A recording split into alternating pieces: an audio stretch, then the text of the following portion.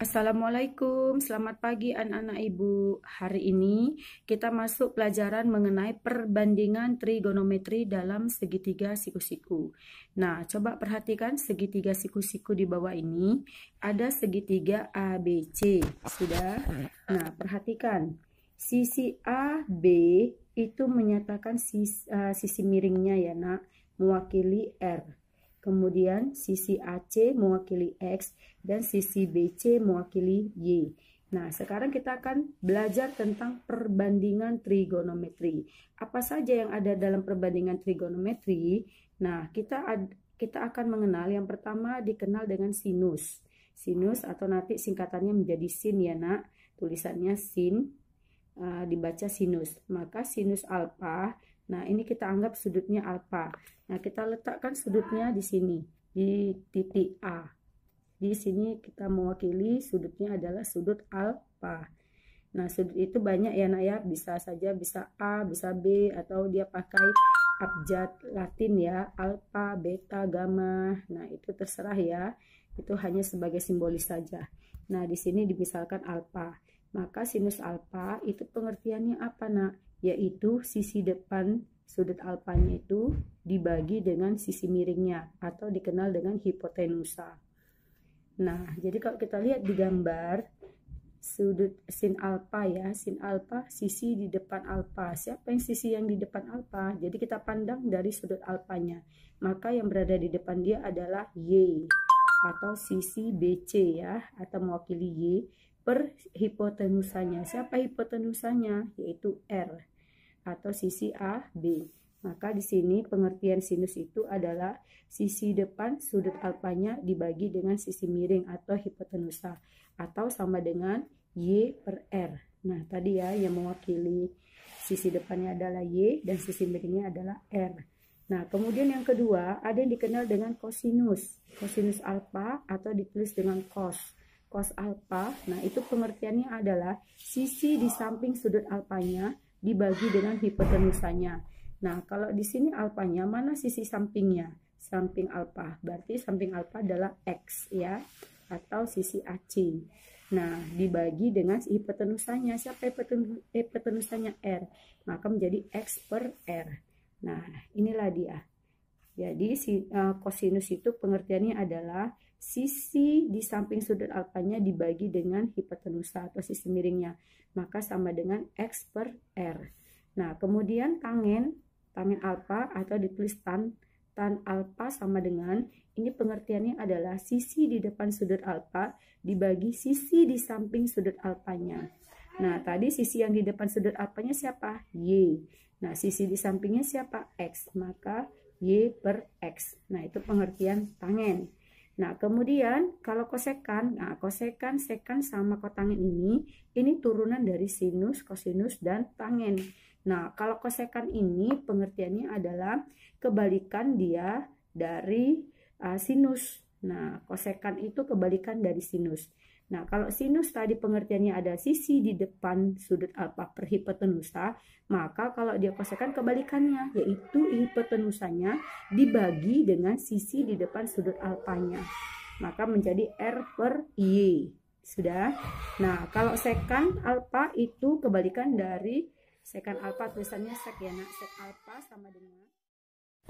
Nah, kalau dia sekan alfa itu pengertiannya itu kebalikan tadi dari kosinus ya, maka menjadi hipotenusa per sisi di samping sudut alfanya atau sama dengan R per X. Nah, kalau kotangen alfa itu kebalikan dari tangen, yaitu artinya adalah sisi di samping sudut alfanya per sisi di depan sudut alfanya atau X per Y. Nah, itu dia ya nak ya pengertian dari sinus, kosinus, tangen, sekan, kosekan, dan kotangen. Nah, ini kita lihat juga dari definisi perbandingan trigonometri tersebut, maka didapat rumus kebalikan. Nah, ini rumus kebalikannya ya nak. Jadi kalau sinus alfa itu kebalikan dari 1 per kosekan alfa. Kalau cos alfa sama dengan 1 per sekan alfa. Kalau dia tangen alfa berarti sama dengan 1 per kotangen alfa. Kalau dia kosekan alfa, berarti itu kebalikan dari 1 per sin alfa. Kalau dia sekan alfa, itu kebalikan dari 1 per cos alfa. Kalau dia kotangen alfa, itu kebalikan dari 1 per tangen alfa. Nah, ini perlu diingat ya nak ya, ini rumus kebalikannya. Nah, selanjutnya, selain itu didapatkan pula rumus perbandingan yang lainnya. Nah, ini bisa juga ya nak. Jadi, tangen alfa itu juga bisa diartikan pengertiannya adalah sin per cos. Atau sin alfa per cos alfa itu sama dengan tangen alfa, atau dibalik cos alfa per sin alfa itu berarti kotangen alfa. Nah, kalau dia sekan alfa per kosekan alfa per sekan alfa itu sama dengan kotangen alfa. Nah, kalau dia sekan alfa per kosekan alfa itu sama dengan tangen alfa. Nah, kalau dia cos alfa per kotangen alfa itu sama dengan sin alfa. Nah, ini boleh juga diingat ya. Ini juga merupakan selain rumus yang tadi di atas, ini juga bisa menjadi acuan juga sebagai rumus. Nah, kita lihat contohnya. Bagaimana kita menentukan sebuah perbandingan trigonometri. Nah, kita lihat contohnya. Dari cari semua perbandingan trigonometri pada segitiga berikut ini untuk sudut beta dan gamanya. Ya, ini beta dan gamanya. Oke, kita lihat ini segitiganya. Ada segitiga ABC, sudah. Nah, betanya diletakkan di titik B dan gamanya diletakkan di titik C. Nah, apa saja yang sudah diketahui sisinya? Sisi AB itu mewakili C, yaitu besarnya sama dengan 4. Kemudian sisi BC sebagai hipotenusanya atau sisi miringnya itu mewakili A ya nak. A sama dengan 5. Nah, sekarang yang belum diketahui adalah sisi AC atau sisi pendeknya ya. Itu mewakili B. Maka ini belum diketahui. Maka sebelum kita masuk kepada perbandingan trigonometrinya, maka ketiga sisi itu harus diketahui. Maka kita cari dulu sisi AC-nya atau B-nya. Bagaimana cara mencarinya? Maka kita gunakanlah rumus teorema Pitagoras. Masih ingat kan kalian di SMP bagaimana mencari teorema Pitagoras? Nah, kita lihat dulu jalannya di bawah ya. Nah, kalau seandainya yang ditanya adalah sisi pendeknya, nah itu nanti rumusnya menjadi dikurang ya nak ya. Yaitu dari sisi miringnya atau sisi terpanjangnya dikurang dengan sisi yang pendeknya satu lagi. Berarti nanti menjadi B sama dengan akar dari A kuadrat dikurang C kuadrat. Nah, kita lihat ya rumusnya. Ini dia. Kalau dia mencari A di sini berarti sisi miring. Nah, kalau sisi miring itu rumusnya kedua sisi pendeknya ditambah. Ini dia ya. Jadi A itu sama dengan akar dari B kuadrat tambah C kuadrat. Sudah. Nah, kalau B yang ditanya ini berarti sisi pendeknya. Maka kalau sisi pendek yang ditanya, sisi pendek itu ada dua ya, nah B dan C kalau di soal ini. Nah, berarti kalau dia nanti sisi pendek yang ditanya, sisi miring dikurang sisi pendeknya yang satu lagi yang diketahui. Maka di sini yang diketahui adalah sisi C-nya ya, sisi B yang dicari. Maka B itu sama dengan akar dari A kuadratnya dikurang C kuadrat. Maka B itu sama dengan berapa A kuadratnya tadi? Sisi miringnya berapa? 5. Berarti 5 kuadrat dikurang 4 kuadrat. Maka B sama dengan akar dari 25 dikurang 16. Maka B sama dengan akar 9. Akar 9 tuh, maka B sama dengan 3. Nah, setelah kita dapat B-nya 3, kita letakkan di sini. B-nya sama dengan 3 ya. Oke, selanjutnya baru kita bisa tentukan perbandingan trigonometri semuanya. Maka kita letakkan cos beta, sin beta dulu ya. Sin beta sama dengan, nah kita lihat beta tadi letaknya di mana. Kita lihat lagi dulu ya gambarnya ya. Nah, beta tadi letaknya di sini ya. Nah, kita lihat dulu ya. Ini betanya. Kalau sinus tadi pengertiannya adalah depan per sisi miring. Maka tadi B-nya adalah 3. Maka 3 per 5. Itu jawabannya. Nah, kalau dia cos beta, cos tadi pengertiannya apa? Samping per miring. Berapa sampingnya? 4. Berarti 4 per 5. Nah, kalau ditanya tangen beta, apa pengertian tangen? Tangen pengertiannya adalah depan per samping. Berarti dapatnya 3 per 4. Nah, sudah paham? Nah, kalau yang ditanya kosekan.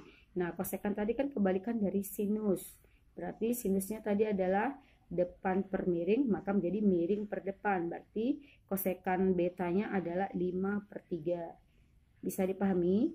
Nah, kalau dia sekan beta pengertiannya adalah kebalikan dari kosinus. Maka kalau dia kosinus tadi adalah samping per miring, maka kalau dia sekan berarti miring per samping, maka menjadi 5/4. Sudah? Nah, kalau yang ditanya kotangen kebalikan dari tangen.